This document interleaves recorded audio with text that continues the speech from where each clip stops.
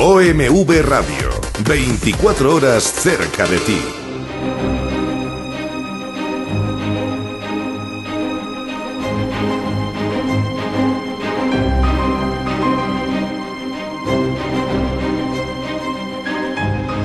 Con un fraternal abrazo, le saluda su amigo José Manuel Marmolejo Delgado en nuestro programa Golpe a Golpe, Verso a Verso, de esta gran estación OMV Radio, en Ecatepec de Morelos, Estado de México.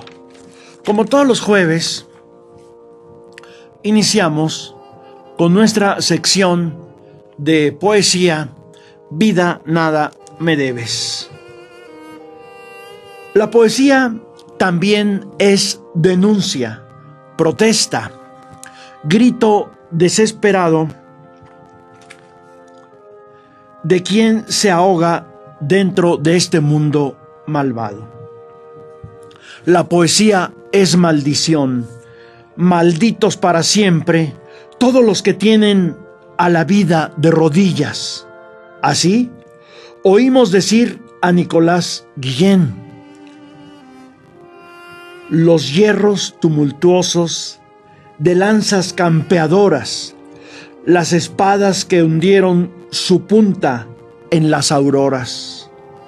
Pero en el otro extremo, el poeta en su prosa, como Neruda, diría que México está en sus mercados, los mercados más hermosos del mundo, vasijas y cántaros, y de frutas partidas, la fruta y la lana, el barro y los telares que muestran el poderío asombroso de los dedos mexicanos fecundos y eternos.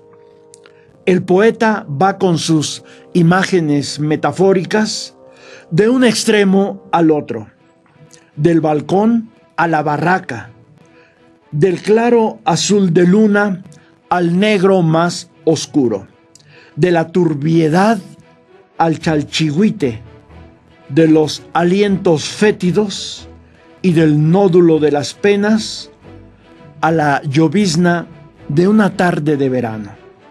Hoy leeremos al poeta del extremo de lo sórdido, los amos del hombre. A los colosales asesinos que gobiernan al mundo, herederos de Nerón, émulos de Calígula, donde ponen sus plantas, no vuelve a crecer la hierba, envenenan desde la Roma eterna, siembran el opio de los pueblos a lo largo y ancho del planeta. Su plana ignorancia llevaron a la cuna genética, expropiando el subsuelo y también la superficie, cazando a nuestros abuelos y abuelas, transponiéndolos en monstruos de madera. Se convirtieron en nuevos mandarines, hurtando la seda, el papel, la pólvora, el marfil y las especias, sembrando la muerte. Transgredieron los océanos para perpetrar el holocausto en el suelo de la serpiente, el jaguar, el monte y el águila. Alienaron Zompantepec y Xaltocan. Continúan domesticando la vida en su mundo de fantasía con su bomba de neutrones. Murió ya el libre albedrío y la autosuficiencia. Todo yace bajo férreo control. Fue arrancada la flor proletaria y derribado el monumento que los propios déspotas edificaron. Reparten plomo y marihuana, embrutecimiento colectivo en su pantalla. Compran conciencias con su mierda. Evangelizan el raciocinio. Son el asesino serial de la vida. Los usufructuarios del trabajo ajeno, apóstoles de la globalización de la miseria, bramido infame de la fiera. Están por todas partes, en la tina del baño, en el palacio y sacando plata de la mina. Son los dueños del mundo los amos del hombre. Bueno, pues es la poesía en nuestro programa Golpe a Golpe, Verso a Verso. Ahora continuaremos con nuestro tema sobre la historia de México, la historia de aquel periodo tan duro, tan nefasto, que sembró tanta corrupción en el México actual, el periodo del gobierno de Obregón, Calles, el Maximato. Estábamos hablando de cómo Obregón, con dinero mexicano, compraba a mucha gente para lograr el reconocimiento de Estados Unidos, el reconocimiento diplomático a su gobierno. La importante organización obrera de Estados Unidos, American Federation of Labor, AFL, también presionaba para el reconocimiento de Obregón, tal como lo había hecho por el de Carranza. De igual forma, actuaron otras organizaciones obreras de aquel país, así como grupos religiosos, de intelectuales, periódicos y revistas de corte liberal, como fue el periódico México Financial and Commercial, editado por Luis Lara Pardo, quien en su editorial del 6 de agosto de 1921 afirmó que Obregón era más fuerte que Díaz, porque Porfirio Díaz se apoyó en el militarismo y Obregón en la población civil.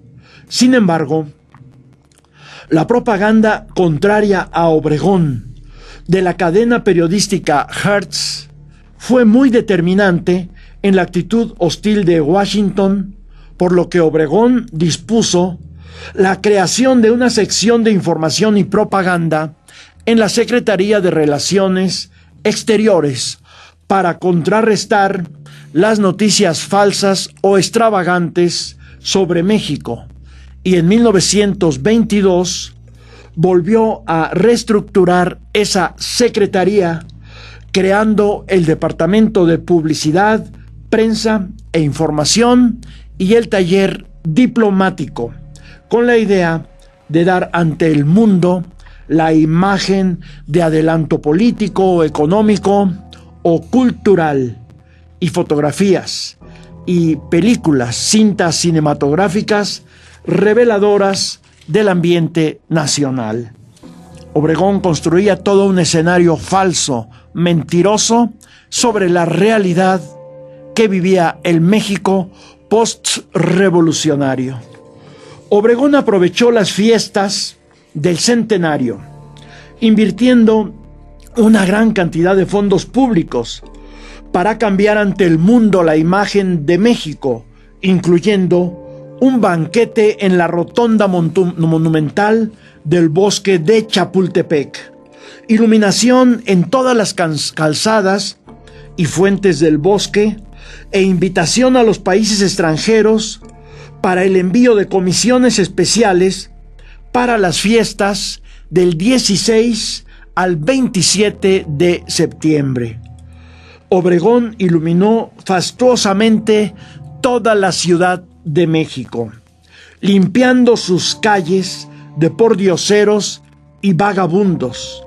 Empleó a escritores y oradores, diseminó panfletos, revistas y libros, como uno que editó a todo lujo la Secretaría de Industria, Comercio y Trabajo, con fotografías de edificios y calles, jardines, escuelas, museos, en el que resaltaba la belleza, riqueza, estabilidad política, el desarrollo del comercio, comunicaciones y transportes, agricultura, industria, petróleo, minería, organización administrativa, educación, etc.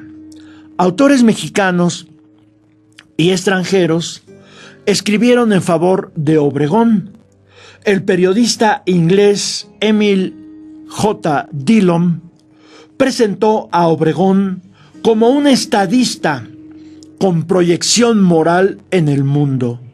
Un hombre por encima de los conflictos que aquejaban a la sociedad.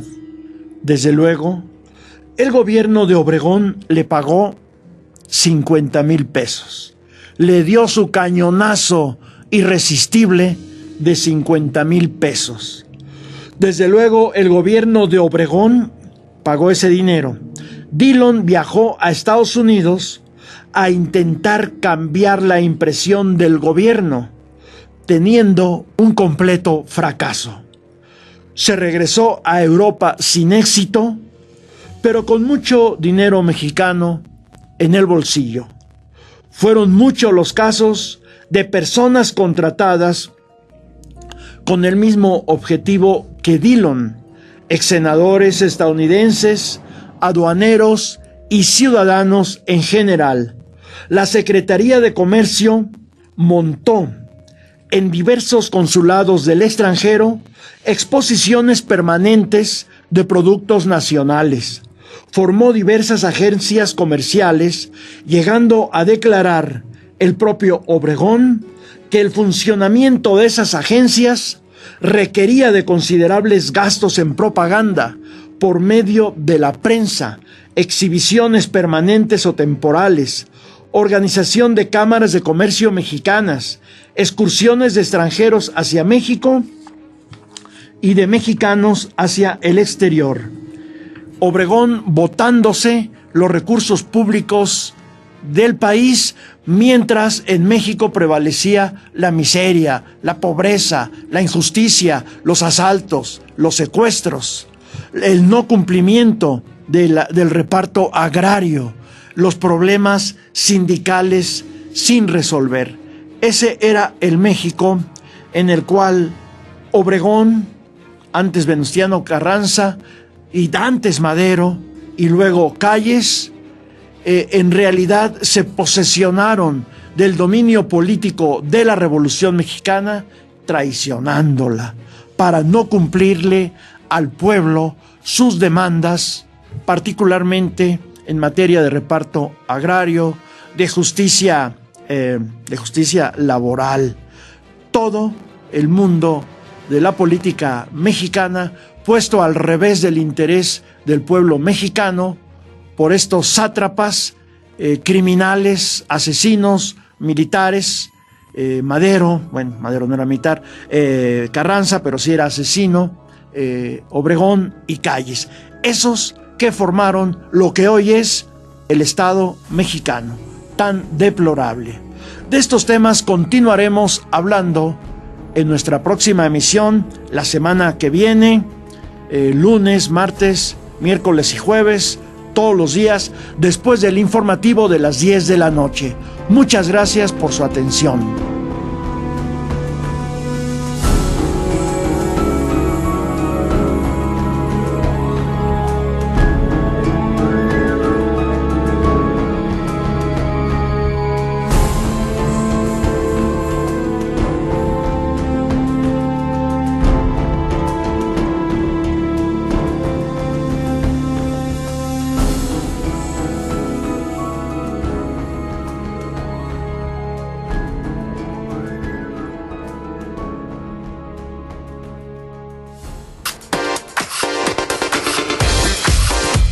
OMV Radio, 24 horas cerca de ti.